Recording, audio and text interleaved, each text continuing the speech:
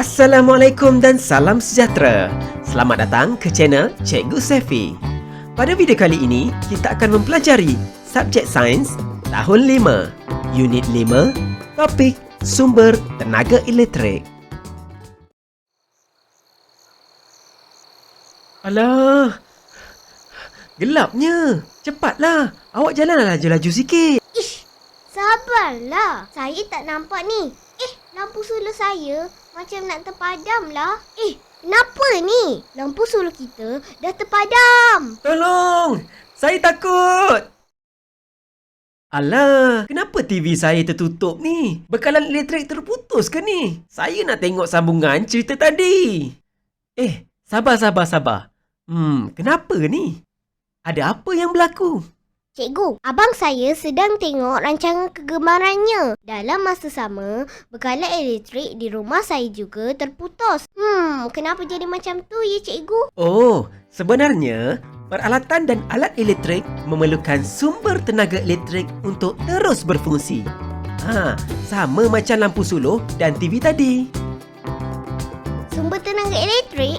Apa tu sumber tenaga elektrik? Tak pernah dengar pun.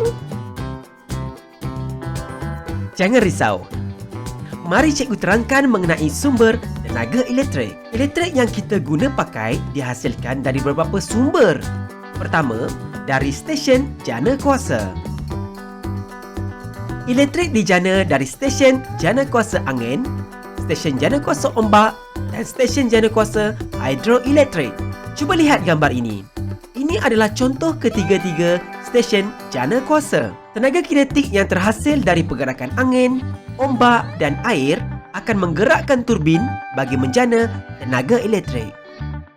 Seterusnya, elektrik dapat dijana melalui sel suria.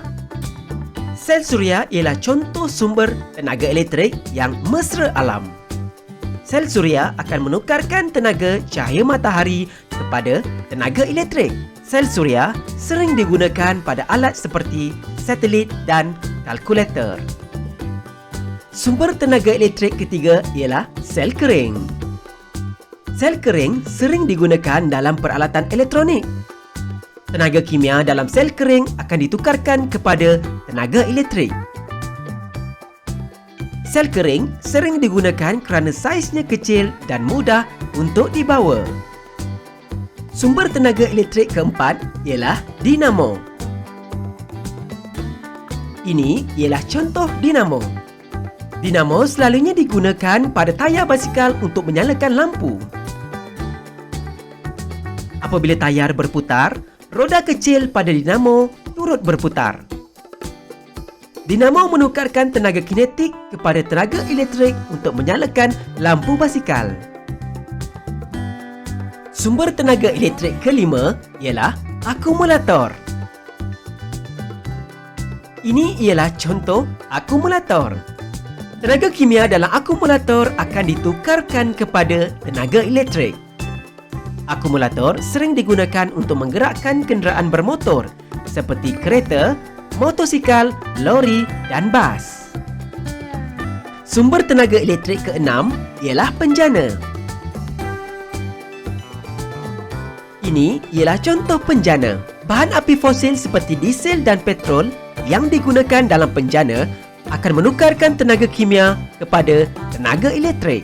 Jadi, peralatan elektronik dapat berfungsi dengan adanya penjana ini. Wah, cikgu!